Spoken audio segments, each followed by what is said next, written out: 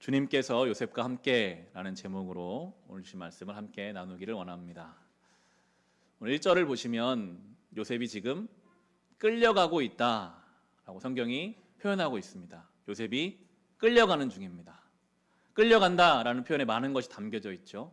원치 않은 길을 가는 것이 끌려가는 것입니다. 요셉 입장에서는 어디까지 갈지 모릅니다. 언제 이 노예 생활이 끝날지 아무것도 알 수 없는, 그러나 자기 힘으로는 감당할 수 없는 강력한 힘에 이끌려서 지금 이집트로 끌려 내려가고 있습니다. 요셉의 나이 17세였습니다. 17세의 나이에 그 부잣집 유복하게 가장 사랑받던 아들이 한순간에 하루아침에 그 당시에 가축 취급받던 노예가 되어버렸습니다. 자기 친형제들에게 미움받아서 형제들이 자기를 죽이려고 웅덩이에 집어넣었다가 죽이기는 좀 뭐하니 인신매매죠. 팔아 넘겼습니다. 그렇게 요셉이 지금 이집트로 끌려가는 상황입니다. 성경이 그렇게 표현하고 있습니다. 요셉이 끌려가고 있다. 가고 싶어 가는 길이 아니고 언제 끝날지 모르고 내 힘으로 감당할 수 없는 힘에 의해서 끌려갑니다. 요셉의 인생이 이렇게 끌려가는 인생 된 거에는 여러 가지 원인들이 있죠. 첫 번째 원인은 아버지였습니다. 그 아버지 야곱이 너무 편중된 사랑을 했어요.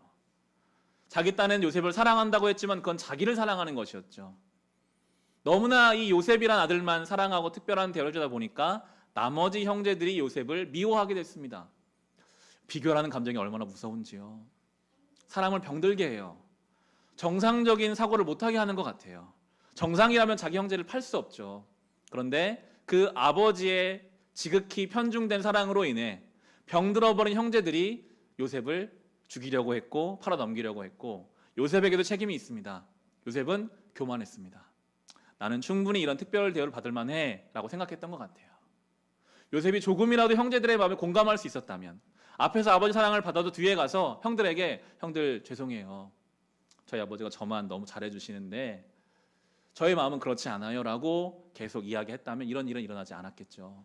요셉은 아마도 나는 충분히 이런 대우를 받을 만하다라고 스스로 그렇게 교만한 마음을 가지고 있었을 것입니다. 결국 여러 가지 이유들에 의해서 지금 요셉이 끌려가고 있습니다. 때로 우리의 삶이 끌려갈 때가 있거든요. 내가 원치 않는 방향으로 내 인생이 막 끌려갈 때가 있어요. 어쩌다 보니 이렇게 됐는데 언제 이것을 멈출지 몰라요. 내 힘으로는 감당할 수 없는 힘이 우리의 인생을 끌고 갈 때가 있습니다. 건강의 문제가 그럴 수 있죠. 갑자기 찾아온 건강의 이상은 우리의 삶을 막 끌고 가버립니다. 경제적인 문제가 될 수도 있습니다. 자녀의 문제가 될 수도 있죠. 심리적인 문제가 될 수도 있습니다. 그런데 보니까요, 대부분의 인생은 끌려가는 기간이 한 번씩은 찾아오는 것 같아요. 내가 원치 않는 방향으로 내 인생이 막 끌려가는, 내가 근데 감당할 수 없는 그 끌려가는 요셉의 모습. 그때 우리는 무기력감을 느낍니다. 내가 할 수 있는 게 뭐가 있을까? 언제 이 끌려가는 인생이 끝날까? 그런데 오늘 성경은요, 이 끌려가는 요셉의 인생에 하나님이 함께 하고 계셨다라는 표현을 써요. 2절 말씀 보시면요, 이렇게 시작하죠. 주님께서 요셉과 함께 계셔서 앞길이 잘 열리도록 그를 돌보셨다. 요셉은 그 주인 이집트 사람의 집에서 살게 되었다. 주님이 함께 하셨대요. 그런데 이 함께 하신 요셉의 지금 처지는 어떻습니까? 노예예요, 노예. 17살의 나이에 형들에게 미움받아서 한 번도 가보지 않은 이집트 땅에 팔려온 노예. 안 맞잖아요. 하나님이 함께 하시면 승승장구하고 다 잘 돼야 할 것 같은데, 성경은 하나님이 함께 하시는데 지금 상황은 최악의 상황이다라고 두 가지를 함께 놓고 있습니다. 저는 그런 상상을 해봤어요. 보디발 집에 노예들이 모여서 이야기할 기회가 있지 않았겠어요? 서로 물어봤을 것 같아요. 너는 어쩌다가 노예로 이 집에 팔려왔냐? 서로 막 이야기하는데, 요셉은 뒤에 나오지만 용모가 준수했다고 나오거든요. 부잣집 아들이니까 여러 가지 면에 있어서 귀티가 났겠죠. 쟤는 어쩌다가 여기에 왔을까? 저는 원래 잘 사는 집의 아들이었는데 저희 형제들이 저를 미워해서 죽이려고 하다가 죽이지는 않고 저를 여기에 팔아 넘겼습니다. 그 이야기 하는 순간 숙연해지지 않았을까요? 야, 쟤는 왜 이렇게 인생이 험악하냐? 어떻게 친형제가 팔아 넘길 수가 있냐. 그런데 오늘 성경은 말합니다. 그런 최악의 조건과 상황에 있는 요셉의 삶에 주님이 함께 하실 때 어떻게 그 인생이 풀려가는지를 보라라고 우리에게 말씀하고 있습니다. 최악의 상황이라고 스스로 여길 때가 있지 않습니까? 가장 가까운 사람들에게 많은 상처를 받고 언제 이 상황이 끝날지 알지 못하는 상황들, 지금 코로나의 상황도 그럴 수 있겠죠. 그런데 오늘 우리는 함께 하시는 주님을 살펴보며 그 주님이 오늘 우리를 위로해 주시기를 간절히 소망합니다. 오늘 설교의 제목이기도 하는데요, 하나님께서 요셉과 함께. 하나님이 함께 하시는 사람에게 몇 가지 특징이 있어요. 그 첫 번째 특징이 3절의 말씀 보시면 그 주인은 주님께서 요셉과 함께 계시며 요셉이 하는 일마다 잘 되도록 주님께서 돌보신다는 것을 알았다. 주님이 함께 하시는 사람은요, 옆에 사람이 뭔가를 보고 알 수 있어요. 보디발은 하나님 믿는 사람 아닙니다. 전혀 모르는 사람이에요. 그런데 이 보디발이 볼 때 요셉에게는 남다른 무엇인가가 있었습니다.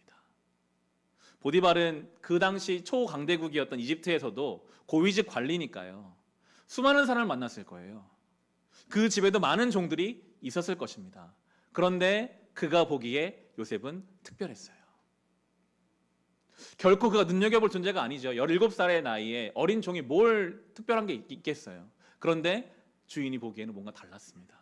구체적으로 어떤 게 달랐다고 나오지 않으나 아마도 그의 말, 그의 행동, 그의 태도, 그의 일처리, 여러 가지 것들이 되었을 수 있겠습니다. 여러분, 하나님이 함께 하시는 사람, 하나님이 함께 하시는 교회는 반드시 그 주변 사람들이 그것을 알 수 있어야 합니다. 이게 신앙의 참 중요한 기준이라고 저는 생각하는데요. 내 안에 성령이 내주하시는데, 살고 계시는데 내 가족들이 과연 그 사실을 보고 알 수 있을까? 우리의 말과 우리의 행동과 우리의 태도로 뭔가 드러나야 합니다. 저는 그런 표현을 생각해 봤어요. 신앙이 삶으로 배어 나와야 합니다. 물에 젖으면 자연스럽게 배어 나오는 것처럼 우리의 믿음이 삶으로 배어 나와야 돼요. 여러분, 아무리 말로 내 자녀에게, 내 동료에게 하나님이 오늘도 나와 함께 하셔, 하나님은 살아계셔라고 말해도요, 그 사람의 말과 그 사람의 행동에 신앙이 배어 나오지 않으면 사람들은 다 콧방귀를 낄 것입니다. 너의 삶을 보니 하나님이라는 건 없는 것 같은데, 부모님의 삶을 보니 믿음이라는 길은 가봤자 쓸모가 없을 것 같은데요. 그런데 정말 신앙이 배어 나오는 요셉과 같은 사람은 주인이 봐도 다르거든요. 저는 이 부분이 참 와닿았었는데, 여러분, 17살의 요셉이 그 집 팔려와서 뭘 했을까요? 중요한 일을 했을까요? 아니거든요. 가장 허드렛 일을 했을 거예요. 물을 길어온다든지 청소를 한다든지 누구나 할 수 있는 아무것도 아닌 일을 하는데 거기서 하나님이 함께 하심을 봤어요. 그리고 그 입지가 커져갑니다. 결국 그 집의 모든 살림을 그에게 맡기거든요. 여러분, 우리는 때로 그런 생각을 합니다. 내가 크고 대단한 일을 함으로써 하나님의 영광을 나타내야지. 요셉은 오늘 17살의 나이에 종으로 팔려가서 아무나 할 수 있는 그 일을 하면서도 하나님의 살아계심을 나타냈습니다. 그게 신앙이거든요. 집에서 아이를 키우는 일, 다 집집마다 아이를 키우죠. 그러나 그 자리에서 하나님의 살아계심을 내가 돌보는 아이와 나의 가족에게 드러낼 수 있는 것이 신앙입니다. 누구나 다 직장을 다닌다고 말할 수 있습니다. 그러나 오늘 나의 그 일자리에서 누구나 다 하는 일이지만 그 일을 통해 하나님의 살아계심을, 하나님이 나와 함께 하심을 나타내는 요셉이 점점 그 입지가 늘어가요. 그에게 많은 일이 맡겨져요. 이것이 성도의 삶입니다. 그리고 요셉 때문에 그 집안에 많은 복을 주셨는데 4절 5절 말씀 보시면요, 주인은 요셉이 눈에 들어서 그를 신복으로 삼고 집안일과 재산을 모두 요셉에게 맡겨 관리하게 하였다. 그가 요셉에게 자기의 집안일과 그 모든 재산을 맡겨서 관리하게 한 그때부터 주님께서 요셉을 보시고 그 이집트 사람의 집에 복을 내리셨다. 주님께 내리시는 복이 주인의 집안에 있는 것이든지 밭에 있는 것이든지 그 주인이 가진 모든 것에 미쳤다. 성경은 분명히 강조합니다. 요셉 때문에 복을 주셨다. 요셉이 복의 통로였습니다. 하나님이 함께 하시는 사람이 거기에 존재하는 이유로 인해서 그 속한 곳에 하나님의 복이 임하고 있습니다. 사모하는 마음이 생기더라고요. 정말 우리 교회가 이곳에 있음으로 해서 이 지역에 하나님 복이 흘러가고 있을까? 내가 믿는 사람이기 때문에 내 가족, 내가 있는 곳에 하나님 복이 흘러갈까? 아직은 잘 모르겠습니다. 그러나 우리가 고민해야 하고 우리가 삶의 목적으로 삼아야 할 것은 거기죠. 주님, 우리가 존재함으로 요셉처럼 우리가 복의 통로가 되게 해주세요. 때로 우리는 복의 종착지 되고 싶어 합니다. 내가 복 받으면 되지. 내가 하나님께로 복 받으면 되지. 우리는 그런 존재가 아니에요. 우리는 복의 통로가 돼야 돼요. 여기서 성경이 말하는 복은 단순히 물질의 복, 어떤 건강의 복이 아니겠죠. 그걸 뛰어넘습니다. 복음이죠. 복음은 십자가의 죽음이 부활이 되는 생명이 복음입니다. 무덤에서 끝날 것 같은 예수 그리스도의 삶이 부활의 영광으로 나타나는 것이 복음입니다. 우리 교회가 이곳에 존재하고 우리가 믿는 자이기 때문에 우리가 속한 곳에 그 복음의 놀라운 생명과 에너지가 흘러가기를 사모하는 사람들에게 우리가 바로 그 복음의 통로가 될 것이라고 요셉을 통해 우리에게 말씀해 주고 계십니다. 바라기 요셉처럼 복의 통로가 되십시오. 복의 종착지 되기를 기도하시지 마시고 나를 통해 내가 속한 가정과 내가 속한 직장에 하나님의 그 놀라운 복음의 생명이 흘러가게 해달라고 사모하는 자에게 놀라운 은혜가 임할 것입니다. 그리고 오늘 성경에서 재밌는 표현 한 가지가 나옵니다. 요셉의 용모를 이야기하는 표현이 나와요. 성경은 외모에 큰 관심을 두지 않거든요. 몇몇 사람들만 용모에 대해서 언급이 나오는데 오늘 6절 하반부를 보시면 요셉의 용모를 이렇게 설명합니다. 요셉은 용모가 준수하고 잘생긴 미남이었다. 준수하고 잘생겼다라고 두 번이나 표현할 만큼 아마 그 당시 기준에 굉장히 요셉이 눈에 띄는 사람이었던 것 같아요. 이것 때문에 시험거리가 생기거든요. 그 집에 보디발의 주인의 아내가 이 요셉을 마음에 두고 유혹하기 시작합니다. 요셉은 하나님이 함께 하시는 사람이고 복의 통로인데도 유혹이 찾아왔어요. 이 말은요, 모든 성도가 결국 유혹과 시험을 당할 수 있다라는 말씀이거든요. 베드로전서 5장 8절 9절을 보면 제가 읽어드릴게요. 이렇게 말씀합니다. 베드로전서 5장 8절 9절에 정신을 차리고 깨어 있으십시오. 여러분의 원수 악마가 우는 사자같이 삼킬 자를 찾아 두루 다닙니다. 믿음에 굳게 서서 악마를 맞서 싸우십시오. 여러분도 아는 대로 세상에 있는 여러분의 형제 자매들도 다 같은 고난을 겪고 있습니다. 베드로도 수없이 경험했거든요. 예수님의 첫 번째 제자요, 죽기까지 순종했던 베드로도 많은 시험을 당했고 성경이 그렇게 말합니다. 모든 성도는 똑같다. 유혹과 시험이 우는 사자처럼 우리를 공격한다. 저와 여러분은 늘 시험 앞에 있습니다. 크고 작은 시험이 늘 우리 앞에 있죠. 어떻게 우리가 시험을 잘 이겨낼 수 있을까? 오늘 요셉이 참 지혜롭게 그 맡겨진 시험들을 이겨내고 유혹을 이겨내는데요. 요셉이 유혹을 이겨낼 수 있었던 것, 그 주인집 아내가 자기를 끊임없이 유혹하는 그 유혹을 이길 수 있었던 비결은 하나님이 나와 함께 하신다는 것을 그가 누구보다 잘 알고 있었어요. 보디발이 아는 것처럼 요셉이 하나님 나와 함께 하시는 것을 그가 알고 있었어요. 9절 말씀 보시면요, 이 집안에서는 나의 위에는 아무도 없습니다. 나의 주인께서 나의 마음대로 하지 못하게 한 것은 한 가지뿐입니다. 그것은 마님입니다. 마님은 주인의 어른의 부인이시기 때문입니다. 그런데 내가 어찌 이런 나쁜 일을 저질러서 하나님을 거역하는 죄를 지을 수 있겠습니까? 결국 하나님 때문에 죄를 못 짓는다고 해요. 지금 이 요셉의 이야기가 종으로 끌려오고 나서 처음으로 요셉의 입을 통해 나오는 이야기거든요. 원망스럽지 않았을까요? 하나님이? 하나님 살아있다면 어떻게 나를 형제들의 손에 의해서 이집트로 팔려오게 할 수 있지? 하나님 살아있는 거 맞습니까? 나를 사랑하시는 거 맞습니까? 라고 많은 원망을 했을 것만 같아요. 그런데 지금 요셉의 처음 고백에는 하나님 향한 원망이 아니라 하나님 향한 신앙 고백이 담겨 있죠. 나는 하나님 앞에서 범죄할 수 없습니다.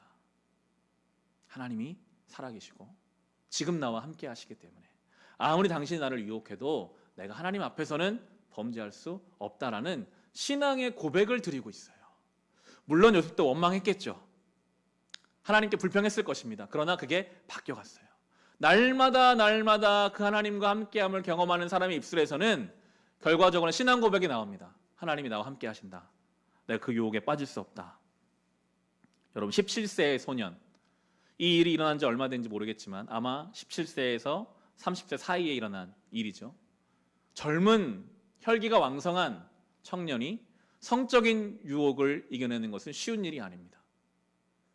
우리가 지난주 살펴봤지만 그 형 중에 유다라는 형제는 결국에 성적 유혹 때문에 며느리와의 관계에서 쌍둥이를 낳았죠. 그 집안의 장자인 르우벤은 자기 어머니 뻘되는 비라를 범했습니다. 원래 우리 집은 그런 집안이야. 성적으로 원래 물러난 집안이야. 나는 그런 집안이기 때문에 어쩔 수 없어. 한눈 감고 그 성적 유혹에 요셉이 빠진 게 아니라요. 하나님이 지금 나와 함께 하시기에 나는 그 죄를 범할 수 없다라고 분명하게 선을 긋고 있습니다. 유혹의 자리에서 살아계신 하나님을 떠올리는 사람은 결코 그 죄에 넘어지지 않거든요. 이 내용과 참 잘 어울리는 책의 내용이 있어서 제가 나누고 싶은데요. 우리 교회 금요일마다 진행되고 있는 새신자반이라는 신앙훈련이 있는데 그 가운데 한 내용이 이 내용을 잘 설명해 주면서 제가 좀 읽어드리겠습니다. 새신자반 130페이지에 있는 이재철 목사님 쓰신 책인데요. 나는 목사다. 내가 길을 걸어가는데 지나가던 행인이 갑자기 달려와 내 얼굴을 쳤다고 하자. 목사인 내가 과연 어떤 반응을 보이겠는가? 만약 그 순간 내가 목사라는 사실을 상기한다면 적어도 맞받아치는 일만은 없을 것이다. 다행히 누구든지 내 오른뺨을 치거든 왼편도 돌려대라. 주님 말씀이 떠오른다면 한 대를 더 맞더라도 분을 사귈 수 있을 것이다. 한 걸음 더 나아가 너희 원수를 사랑하며 너희를 박해하는 자를 위하여 기도하라는 말씀까지 생각난다면 오히려 그를 웃으면서 대할 수도 있을 것이다. 그러나 내가 느닷없이 얻어맞는 순간 이런 말씀이 전혀 생각나지 않는다면 나는 필경 팔을 걷어붙이고 육두문자를 써가며 한판 붙고 말 것이다. 느지막이 신학을 시작한 전도사님이 있었다. 신학교에 다닐 때 그는 끼니를 때우기 힘들 정도로 형편이 어려웠다. 어느 날 그가 절도죄로 구속되었다. 친구 사무실에 들렀다가 마침 직원이 잠시 자리를 비운 책상 위에 돈 뭉치를 들고 나오다가 현장에서 붙잡힌 것이다. 사건이 마무리된 뒤 아무리 어려워도 어떻게 신학도가 그런 짓을 했는가라는 나의 질문에 그의 대답이 참으로 기막혔다. 돈을 보는 순간 그 돈을 들고 도망쳐야 한다는 것 외에는 아무 생각이 나지 않았습니다. 그렇다. 결정적 순간에 주님 말씀이 생각나지 않는다면 그리스도인이 불신자와 구별될 까닭이 없다. 주님 말씀이 생각나지 않는데 신학이 무슨 소용이 있으며 또 목회자라고 무엇이 다를 바 있겠는가? 필요할 때마다 필요한 말씀이 생각난다면 어찌 목사가 타락할 수 있으며 본이 되어야 할 목사와 장로가 다툼으로 교회가 찢어질 수 있겠는가? 겸손하게 성령께 도움을 간구하지 않으면 우리의 삶은 이처럼 추해질 수밖에 없다. 어떤 순간에 내 눈앞에 책상에 돈 뭉치가 있는데 내가 하나님이 말씀하신 남의 것 탐하지 말라라는 말씀이 떠올랐다면 그 유혹을 이겨냈겠죠. 근데 그 돈 뭉치를 보는 순간 아무것도 생각이 안 나고 내가 저 돈을 갖고 싶은 욕심밖에 없는 거예요. 그러면 그걸 가지고 나가는 것입니다. 요셉이 그 유혹의 순간에 성적인 충동이 있었겠죠. 그러나 하나님 살아계심을 그가 알았기 때문에 그는 그 유혹을 이겨낼 수 있었습니다. 여러분은 결정적인 어떤 순간 하나님 말씀에 의지하여 결정을 내리십니까? 아니면 그냥 그 순간에 내 충동을 따라 만족을 위해 살아가고 계십니까? 우리가 어떤 순간에 말씀을 떠올리지 못한다면 믿지 않는 사람과 다를 바가 전혀 없을 것입니다. 이 책에 말하는 것처럼 추해지겠죠. 바라기는 늘 하나님 말씀을, 하나님의 함께 하심을 묵상하심으로 어떤 결정 앞에서 주의 말씀이 이끄시는 대로 결정할 수 있기를 주님의 이름으로 축원합니다. 그런데 요셉이 이렇게 그 유혹을 이겨내려고 할 때 유혹은 더 간교하고 교묘하게 찾아오거든요. 전쟁이에요. 끊임없이 성도들을 어떻게 해서든지 유혹하려고 해요. 전쟁은, 싸움은 약점을 공격하거든요. 이기기 위해서 어떤 수단과 방법을 가리지 않습니다. 오늘 이 보디발의 아내가 상황을 만들어요. 아무도 없게 다 만들어 놓고 요셉이 혼자 들어오게 할 상황을 만들어서 그를 유혹합니다. 11절 12절인데요. 하루는 요셉이 할 일이 있어서 집 안으로 들어갔는데 그 집 종들이 집 안에 하나도 없었다. 여인이 요셉의 옷을 붙잡고 나하고 침실로 가요 하고 졸랐다. 그런데 요셉은 붙잡힌 자기 옷을 그의 손에 버려둔 채 뿌리치고 집 밖으로 뛰어나갔다. 이것이 요셉이 유혹을 이긴 두 번째 비결인데요. 첫 번째가 하나님이 함께 하신 믿는 것이었다면 하나님은 믿지만 자기 자신을 믿지 않는 것이 비결입니다. 하나님은 살아계시지만 나는 언제든지 저 여인의 유혹에 넘어갈 수밖에 없는 존재임을 인정해야만 뛰쳐나올 수 있거든요. 만약에 여기서 나는 믿음이 좋으니까 저 여인과 몇 시간을 같이 있어도 나는 충분히 이겨낼 수 있어. 자기 자신을 믿고 교만한 태도로 나아갔다면 그는 유혹에 넘어갔을 것입니다. 사람은 연약해요. 결코 우리는 교만하고 자기 자신을 믿어서는 안 됩니다. 성경이 그걸 반복적으로 말해주고 있거든요. 다윗이 하나님이 그렇게 사랑한 다윗이었지만 결국 간음의 죄를 짓잖아요. 인간은 그런 존재입니다. 언제든지 범죄할 수 있는 존재. 그걸 인정했기 때문에 요셉은 너무나 지혜롭게도 그 자리를 벗어난 것이죠. 자기 자신을 과신하지 마십시오. 나는 이 코로나 때에 나 혼자 얼마든 신앙생활 할 수 있어. 혹시 그것은 우리의 교만일 수 있습니다. 늘 공동체 속에서 나의 부족함을 하나님의 은혜로 덮어주시길 우리가 사모해야 하겠습니다. 요셉이 이렇게 하나님을 믿고 자기 자신을 낮추며 겸손하게 유혹을 넘어갔는데 돌아온 결과는 전혀 좋지 않은 결과가 돌아와요. 치욕스러운 결과를 맞이한 그 보디발의 아내가 사건을 조작해버립니다. 모든 허물을 요셉에게 뒤집어 씌우죠. 17절부터 19절입니다. 주인이 돌아오자 그에게 이렇게 일러 바쳤다. 당신이 데려다 놓은 저 히브리 사람이 나를 농락하려고 나에게 달려들었어요. 내가 사람 살리라고 고함을 질렀더니 옷을 내 앞에 버려두고 바깥으로 뛰어나갔어요. 주인은 자기 아내에게서 당신의 종이 나에게 이같이 행패를 부렸어요 하는 말을 듣고서 화가 치밀어 올랐다. 모든 진실이 왜곡되고 있습니다. 힘이 있는 사람이 진실을 자기 마음대로 만들어서 누군가를 억울한 피해자로 만들고 있어요. 여러분, 이것이 우리에게 익숙한 세상의 방식이 아닙니까?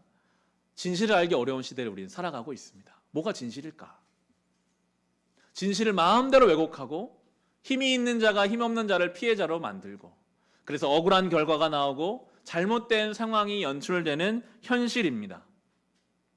요셉의 때도 그러했고 지금도 그렇죠.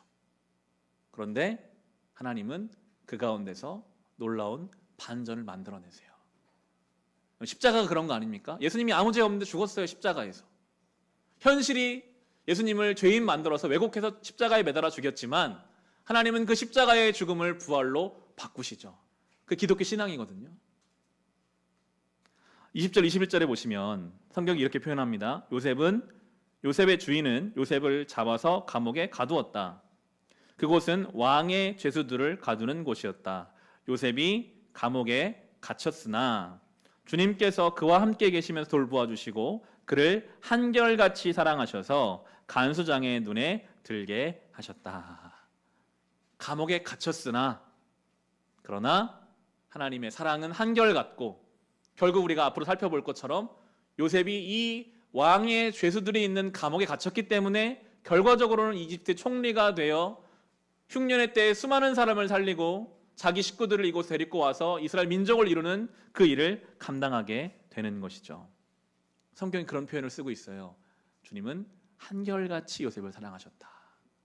우리는 때로 그렇게 받아들이거든요. 내 상황이 잘 되면 주님 나를 사랑하시는 거고 내 상황이 요셉처럼 억울하고 잘 안 되면 하나님 나를 사랑하지 않나 보다. 하나님은 나를 미워하시나 보다 라고 스스로 하나님의 사랑을 막 바꿀 때가 있어요. 내 뜻대로 되면 하나님 나를 사랑하시는 거고 안 되면 나를 사랑하지 않는 거야. 그런 성경은 말합니다. 요셉이 감옥에 갇혔어도 하나님은 한결같이 그를 사랑하신다. 내가 전혀 생각하지 않은 결과로 억울한 일이 나에게 찾아와도 거기에도 하나님이 한결같은 사랑이 있다. 그 하나님 믿고 그 자리를 지켜라 라고 우리에게 말씀하시고 계십니다. 여러분, 그것이 믿음이 아닙니까? 상황이 억울하게 흘러가도 하나님 나를 그래도 사랑하셔. 그 사람에게는 여유가 있거든요. 그 사람은 담대함이 있거든요. 그 사람에게는 흔들리지 않는 중심이 있는 것입니다. 반전을 기대하는 것이죠. 상황은 그렇게 흘러가지만 십자가의 그 생명이 나에게도 있기 때문에 주님은 때가 되면 부활의 영광으로 갚아주실 거야 라고 믿고 이 길을 걸어가는 요셉의 삶을 우리가 앞으로 살펴보게 될 것입니다. 말씀을 이제 마칩니다. 마태복음 28장 19절 20절 말씀 찾아보면서 말씀 마치겠습니다. 신약성경 마태복음 마지막 장인 28장 19절 20절 말씀 찾아보겠습니다. 우리가 참 좋아하는 말씀, 익숙한 말씀이기도 한데요. 마태복음 28장 19절과 20절의 말씀입니다. 이 말씀 우리 같이 한번 읽어보겠습니다. 그러므로 너희는 가서 모든 민족을 제자로 삼아서 아버지와 아들과 성령의 이름으로 세례를 주고 내가 너희에게 명령한 모든 것을 그들에게 가르쳐 지키게 하여라. 보아라, 내가 세상 끝날까지 항상 너희와 함께 있을 것이다. 아멘. 우리는 마지막 구절을 좋아합니다. 봐라, 내가 세상 끝날까지 너희와 항상 함께 있겠다. 오늘 설교의 제목과도 연결되죠. 함께 하시는 하나님. 그런데 여기서 주님이 말씀하시는 너희에 대한 설명이 19절부터 쭉 나오고 있죠. 여기서 말하는 너희는 누구입니까? 주님이 보내신 사람들. 너희는 가서 모든 민족을 제자를 삼아라. 너희의 마음에 드는 사람들만 제자로 삼는 게 아니라 모든 민족, 예외가 없습니다. 모든 사람을 향해 보냄받은 복음의 메신저, 그것이 바로 너희입니다. 그들에게 주의 말씀을 가르쳐 지키게 하고 증거하는 사람들. 요셉이죠. 하나님이 요셉을 지금 보내셨거든요. 이집트로. 요셉이 나중에 고백해요. 형들이 나를 보낸 게 아닙니다. 하나님이 나를 보내셨습니다. 내가 그냥 우연히 이 땅에 태어나는 게 아니라 하나님이 나를 보내셨다라고 믿는 사람들과 하나님이 세상 끝날까지 함께 하십니다. 우리를 보내셔서 우리를 통해 하나님의 살아계심을 나타내실 거야. 나를 통해 누구나 할 수 있는 일이지만 아무것도 아닌 일이지만 그 가운데 믿음으로 감당하는 나를 통해 하나님을 증거하기 원하시는 그 하나님이 나와 함께 하신다라고 믿는 우리와 주님이 세상 끝날까지 함께 하시겠다라고 말씀해 주십니다. 오늘 말씀을 기억하며 살아갑시다. 하나님의 함께 하심을 주변 사람들이 알 수 있는 복된 성도의 삶을 살아가시기 바랍니다. 하나님이 나와 함께 하심 때문에 모든 유혹과 시험 앞에서 하나님을 생각하고 그 말씀으로 이겨내시길 바라고, 한결같은 주님의 사랑, 상황과 환경에 따라 변하는 것이 아니라 늘 한결같은 주님의 사랑 안에서 신앙의 바른 중심을 붙잡을 수 있게 되기를 우리 주님의 이름으로 축원합니다.